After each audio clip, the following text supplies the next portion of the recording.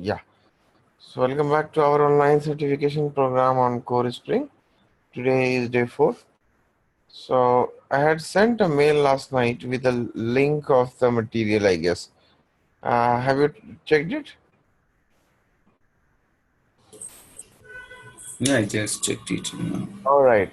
So see, the matter of fact here is in this folder, you will see there are two top level folders.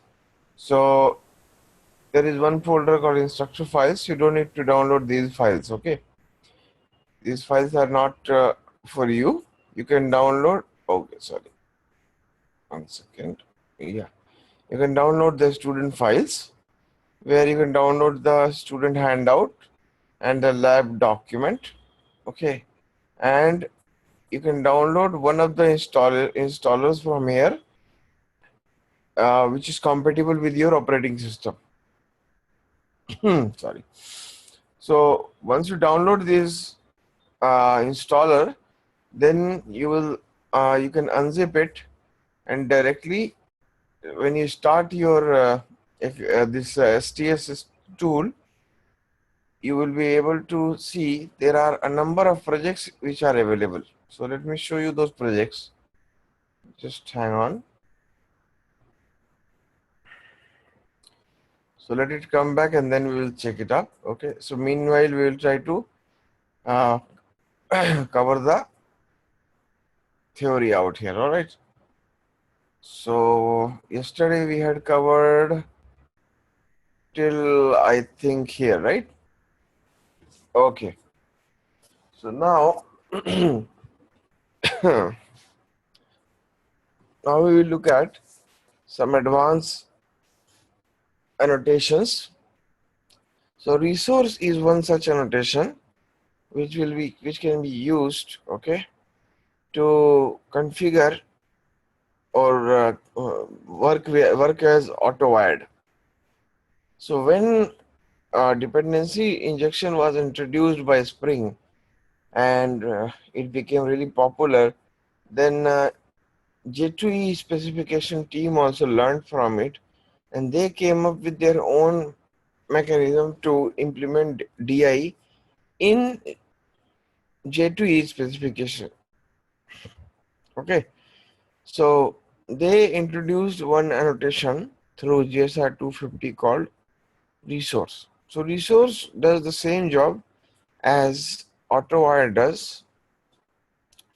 Okay, but the only thing is uh, resource try to resolve the dependencies by their ID first, then by their type. AutoWire is opposite. They try to resolve the dependency first by type, then by name or ID.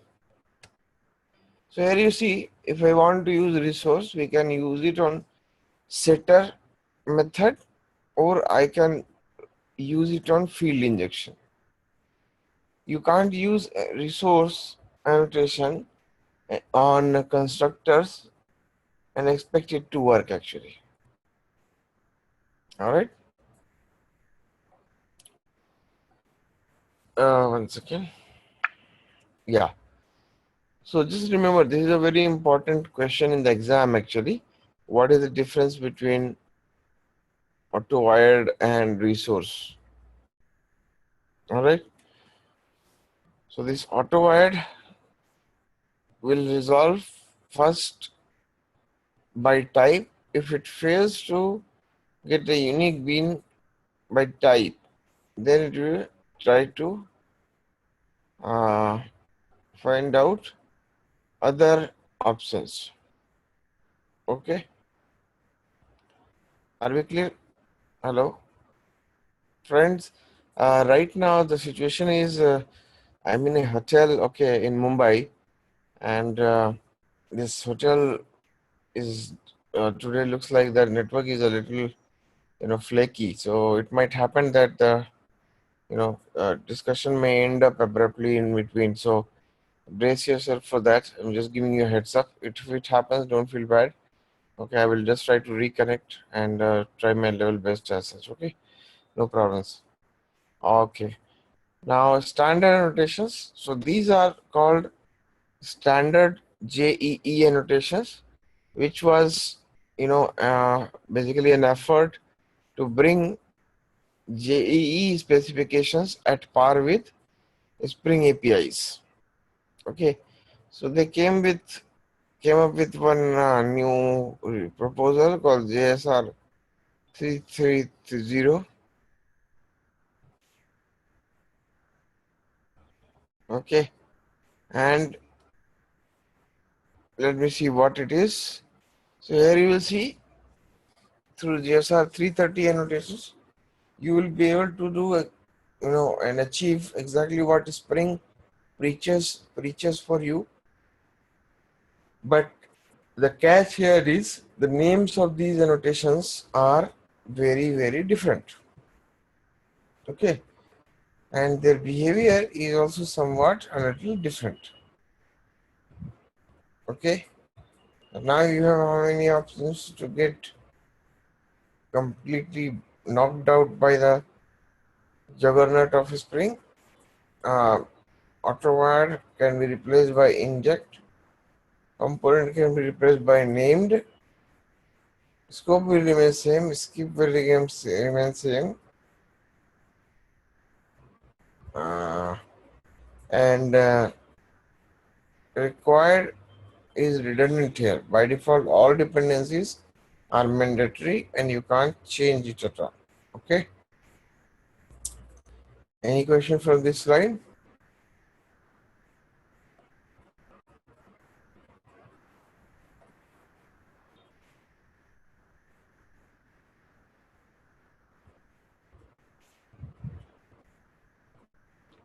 Anyone?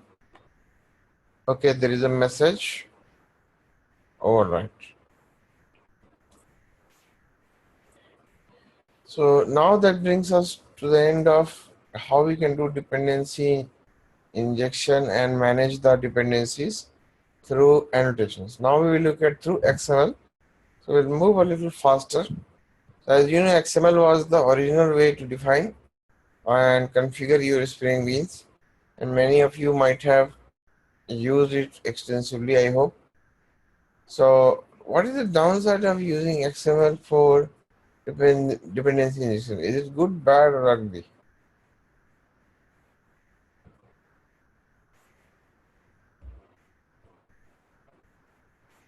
All right, so let me show you what it is.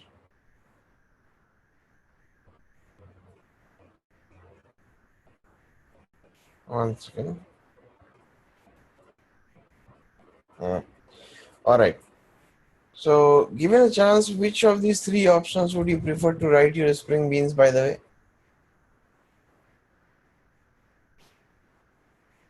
Java config annotation or XML?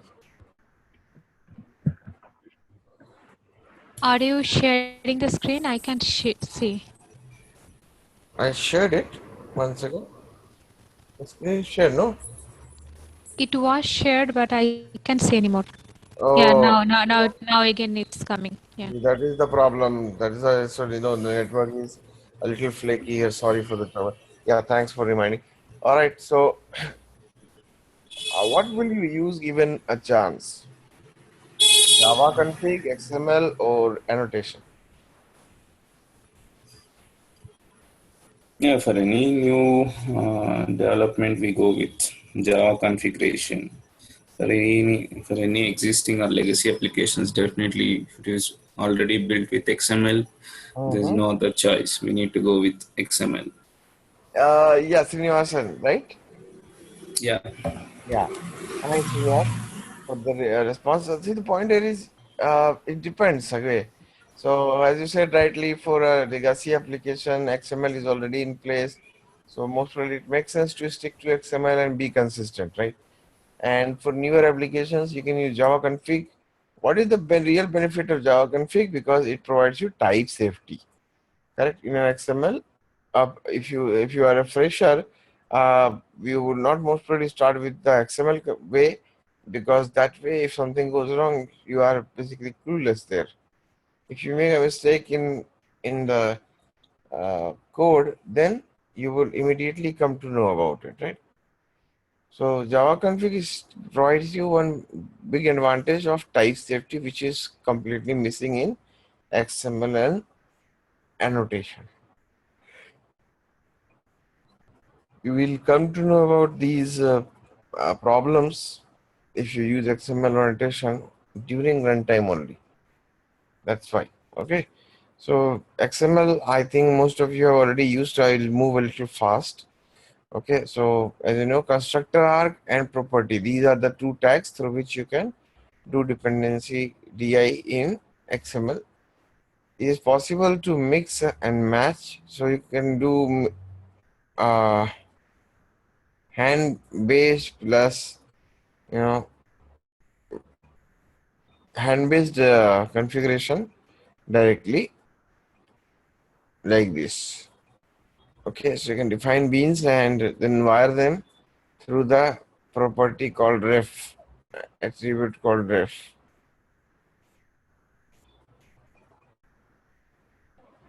All right. It is also possible to mix and match. So some dependencies can be fulfilled through constructor arg. Some could be fulfilled through properties. That option is also open. Okay.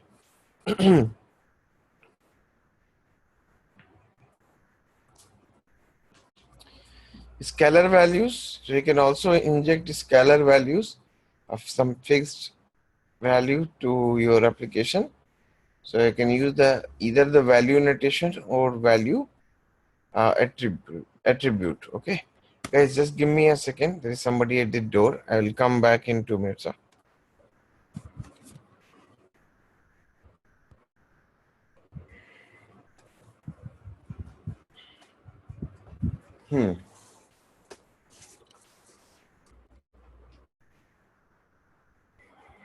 Okay. It is also important to note that you can inject different types of values, and these there are 6 types of values which you can inject directly into your application through XML. So these 6 types are numeric values, numeric types, big decimal, boolean, date, local, and resource. So you can be asked in the exam, what kind of values can be inject directly without any customization out of the box.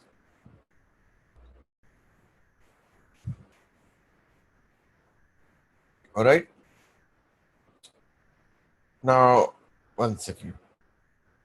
Yeah. So once you have the XML file ready, then of course, just like the last option, you have to feed that into some API so that you can create the Spring container. Okay. So here again, you will create, as I said, no matter how you create your Spring, configure your Spring Beans, or any of the 3 methods.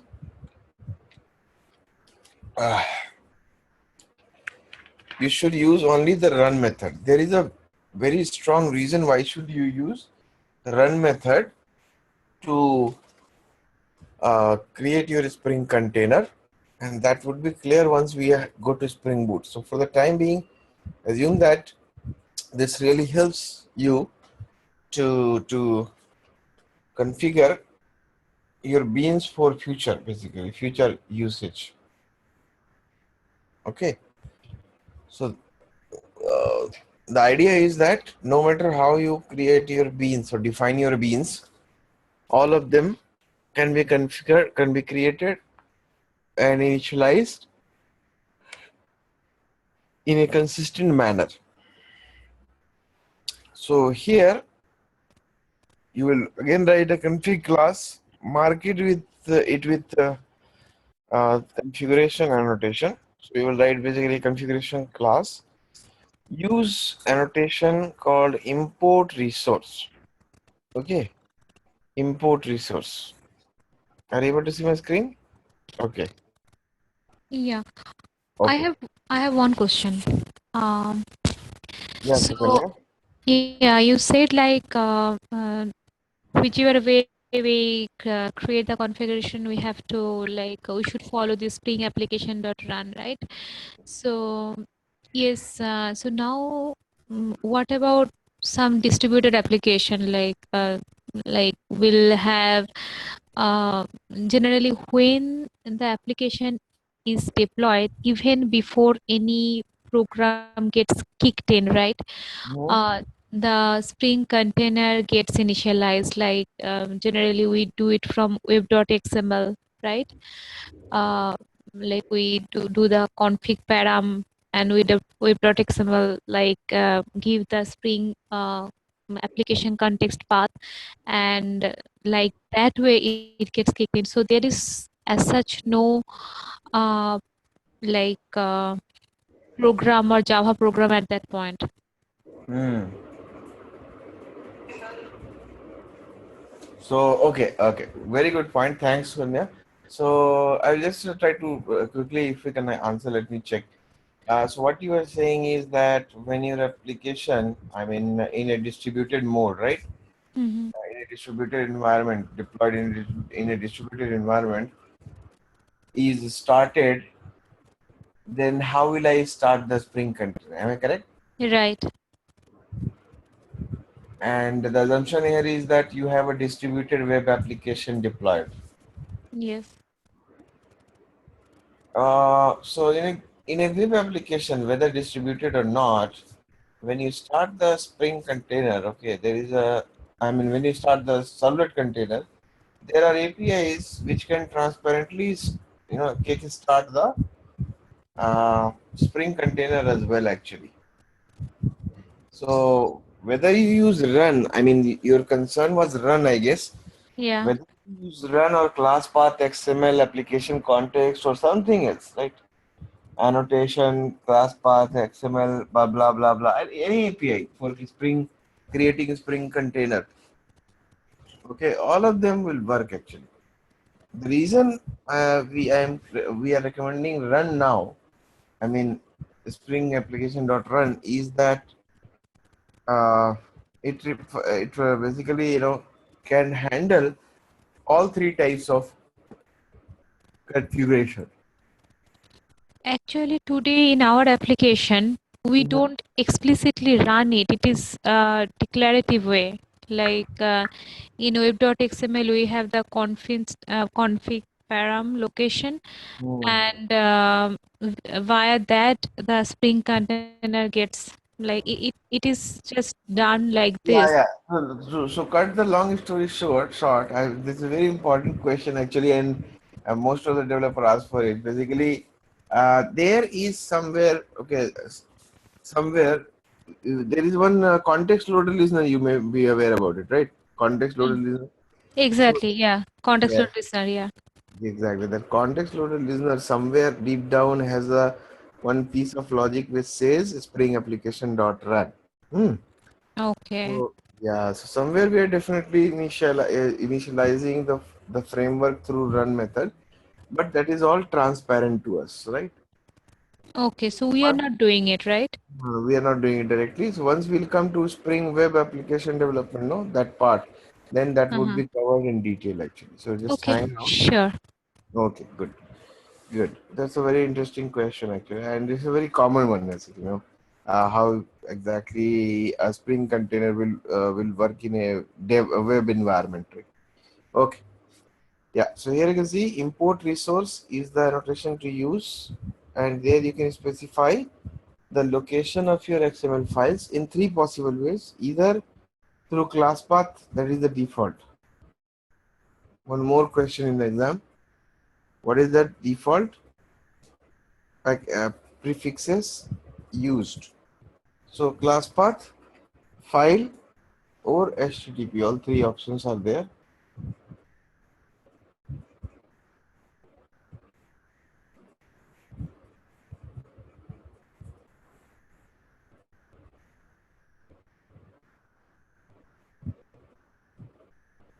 Yeah, you can also import one XML file into another XML file. This is a very old feature, nothing new about it. So some of you might have also used it to create a chain of XML files, right? And this is how we used to do that in the long back way, right? And ultimately you should use this run method and pass the configuration class here. If you use run, there is one more advantage actually. See, today, let's say you are using XML for configuring your beans. Tomorrow you may like to switch to annotation based or Java config option. Then you will have the flexibility. Okay. Now coming back to the old days, these are some of the APIs which were used to allow Spring configuration in the past, and many of you may be familiar with these APIs. So nowadays these APIs are out of favor. They are still there in the latest version of Spring, but they are out of favor because of the reason most probably engulfing right around UK business market. So here try to avoid them using these ones because they are specific to one particular configuration type, not all three.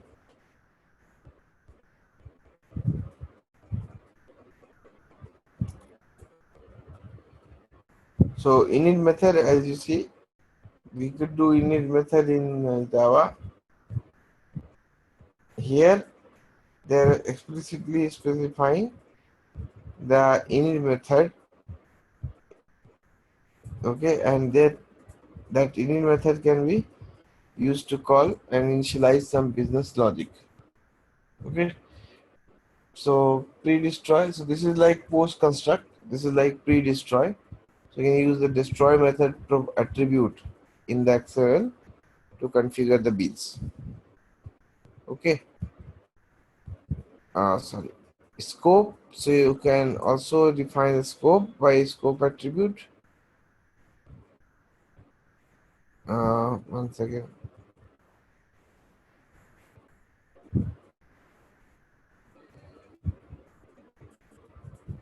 Lazy.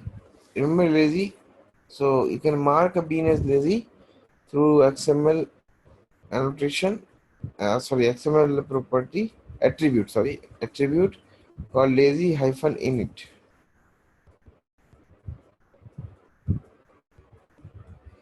Okay. So here you can also specify profiles. Okay. So you can define groups of beans which are under one profile than the other one.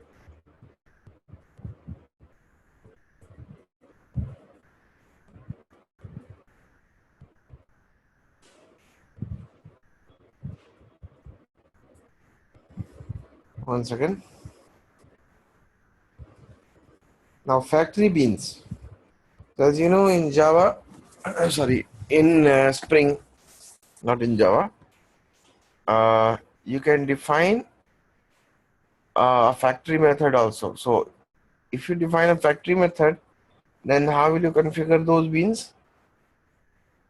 That will be a little difficult. So what you would do is you will define a subclass of a special bean called factory bean.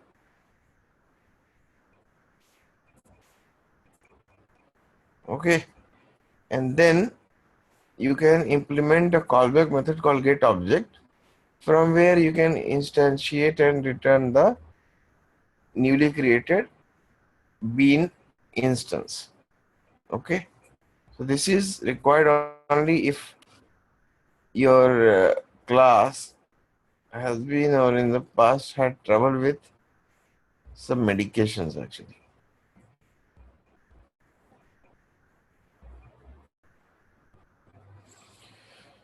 All right, so you can also configure your factory beans using XML like this one. It will call getObject automatically.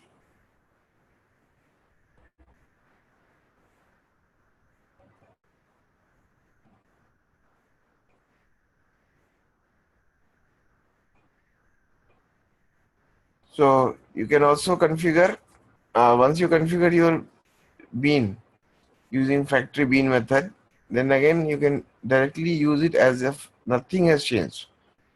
So you can inject that bean, okay, in any of the three victims without much trouble actually.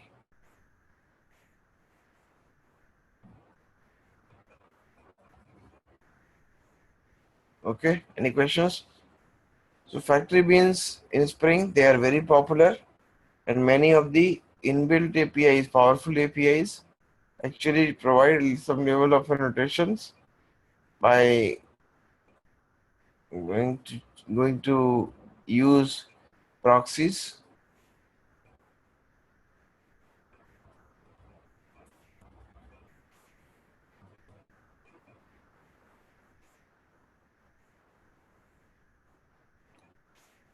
Okay, namespaces. Now this is interesting.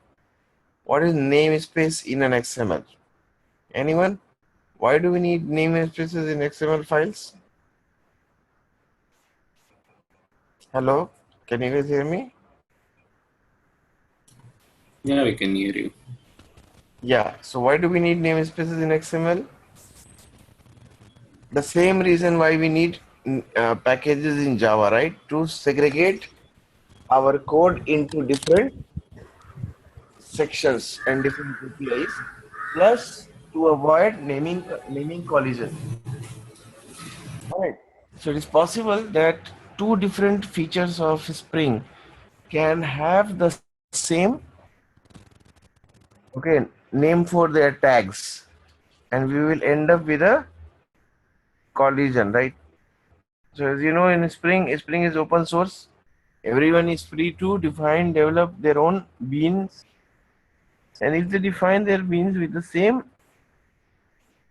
uh, same tag, then the system will get really confused. Neither of the products will work actually.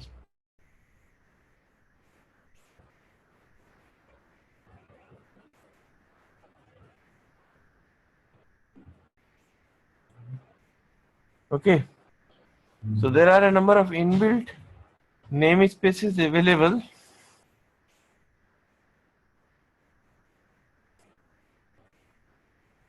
through which you can configure your beans much faster and more compact way. So what is it? Let's take an example that we want to configure a data source, okay, along with populating it with some scripting tags.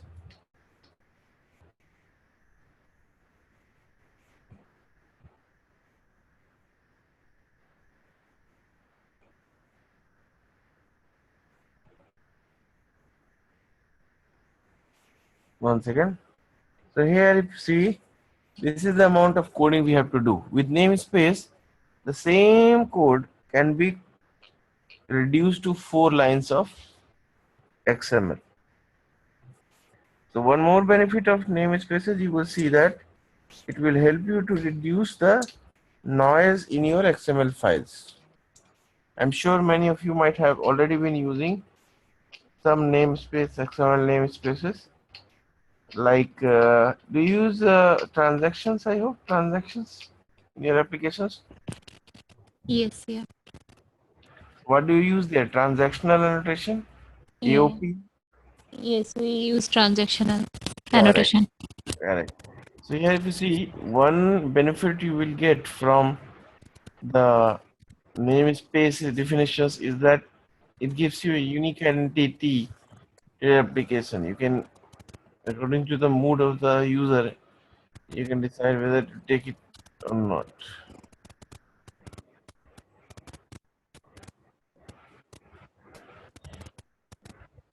The property placeholder, I'm sure you are well aware of what does property placeholder do. So it can read data from properties, a property file, physical property file, and return you an object.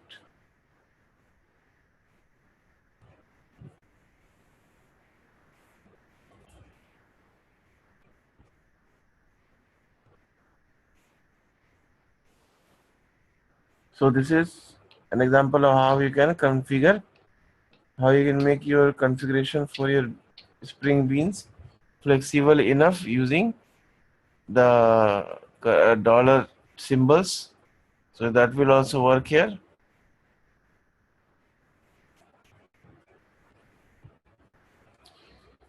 Okay, so you can also configure your beans according to their profiles.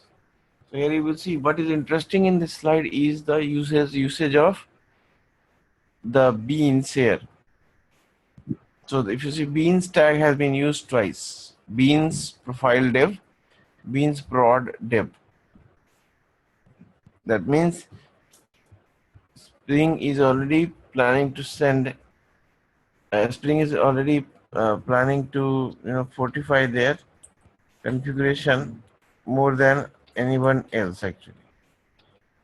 Now coming back to this point, there are a number of inbuilt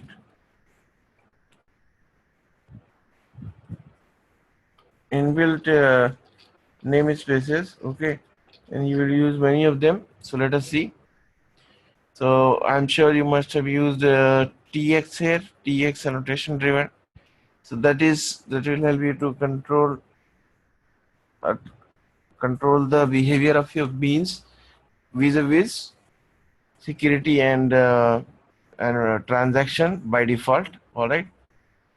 So let me just tell you. Let me start this one. Let it start. In the meantime, we'll discuss that. One second. So you can do component scan in annotation also. That is also possible.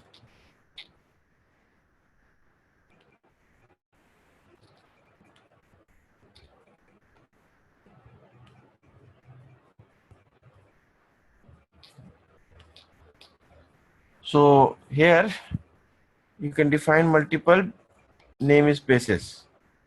Okay. Now you should not write all this boilerplate string value. Rather, you can use a tool. Okay. So when you use STS, no. So you must have observed when you open. Oh, it's still opening. One second. Let me close some of these down.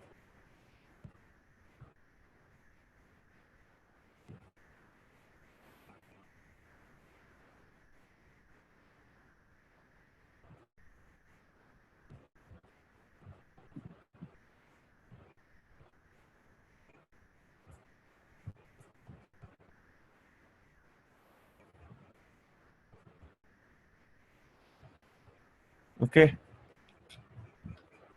Let it come back. So here you have an option so where you can select which namespaces you need in your project. So the options you will see here will depend upon what jars are available in the in the build path. Getting my point?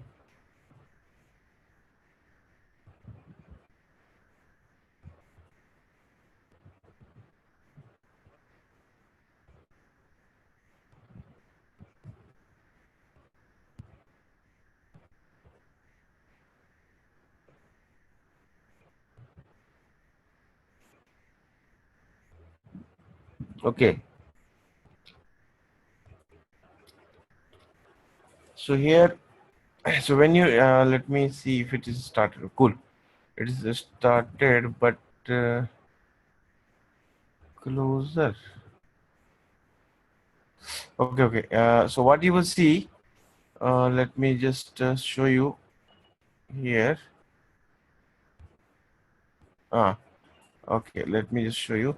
So once you download, okay, so just to touch upon the idea here, what exactly you are supposed to do. Once you download the appropriate version of STS here, okay, so you will have to download almost 600 MB as I said earlier.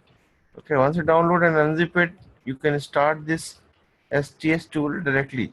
This is called STS, Spring Tool Suite. It's very powerful. There are so many options. It's very flexible and highly configurable.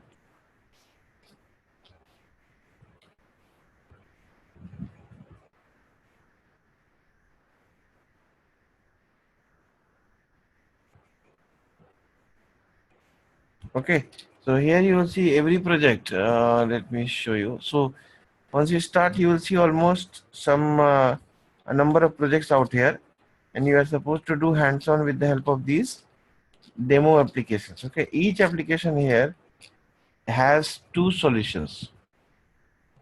One second. Yeah, what happened?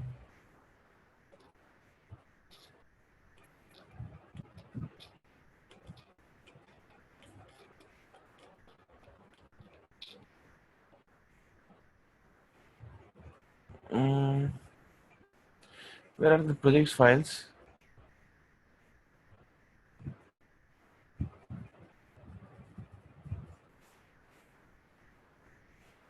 Hey, none of the projects are visible. Why?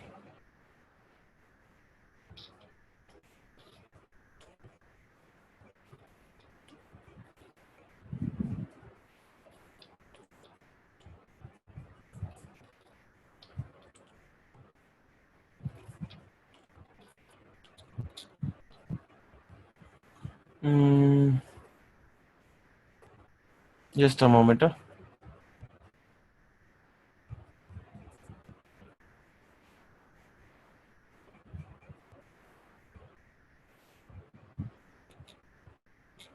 Okay, let me come back on this. It looks like there's some small issue here.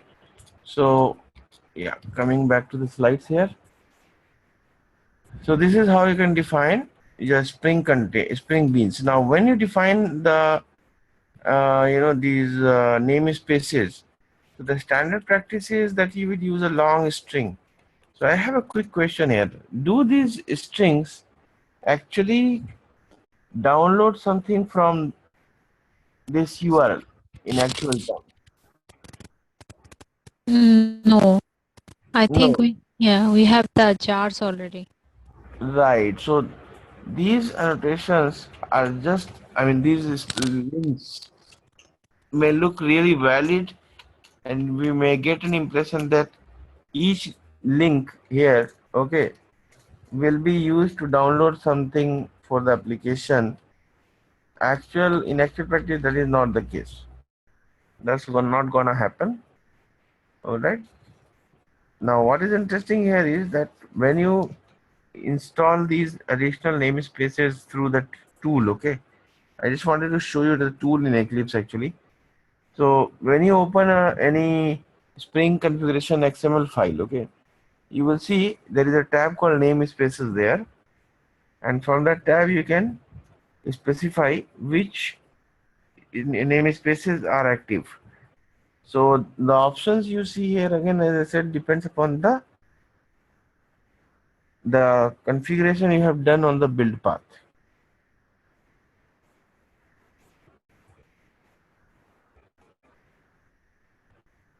Right?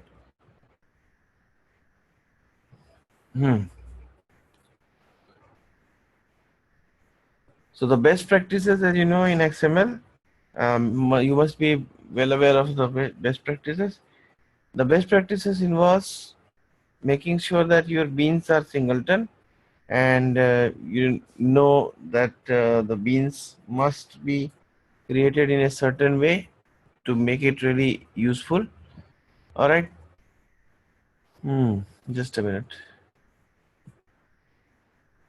So the best practices are available at the back of these slides. So they were actually part of the program earlier indeed, but now they have been moved because of new advanced concepts. So if you want to get some more idea on the best practices in XML configuration, you can refer to that. So this brings us to one level of XML configuration here. So what I would suggest is now you can try the hands-on. Okay. So have you guys downloaded the material?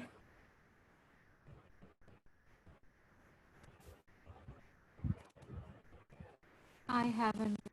Okay, so no problem. What I would suggest is let's take a pause here. We are on track as such, no problem. Whatever time we have lost, I will just try to see how we can compensate it during the weekend. So this is the last day when we are going to shorten the session by 1 hour only. So from tomorrow onwards, we will have a 2 hours session every day. All right. One second. One second. Yeah. Okay. So just to give you a heads up what to do here, once you download this STS tool, okay, so why I told you to download this version, there was a reason for that. Okay, so once you download, you will see there are a number of projects available here. I don't know why these, okay, are they closed or what? They don't look closed actually. So once you download, you will see a number of projects here. Each project is made up of uh, two projects. One is a starter project and one is the solution project. Okay, so you can follow this guide here, which is also available at the same link. You can follow this guide to do the hands-on. Okay, so take this as an exercise which you can try now. Okay, so first we will finish up to XML DI. So actually there are three labs right now required to be finished. Spring Intro, Java Config, Annotations, and XML. Rewards DB and Rewards Common are two projects which are shared by other projects. If you open the properties of, say, this annotation project, you will see. One second.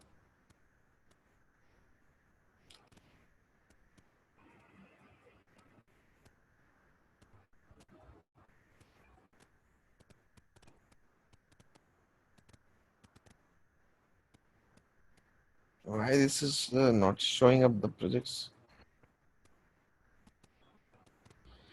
So here you will see there are 5 projects. Okay, so four projects. Sorry. So these are the 4 projects you should work with the help of the lab guide. So you can try it right now or even try it later as well. All right. So this is it for today. From tomorrow onwards, we are going to have full 2-hour sessions. Okay, and during the weekend, okay, we will try to compensate. So I think Sukanya had some concerns about uh, stretching the sessions because that will get very late for him, and she has work to catch up with. So I would rather use a weekend to basically catch up with the lost time. All right, guys. So we may have to stretch the session by 1 hour this week, okay, and 1 hour next week, Saturday. All right. Any I'm concern? fine. I'm fine for like here Friday night, Saturday night. Even this Monday is a holiday, like Memorial Day.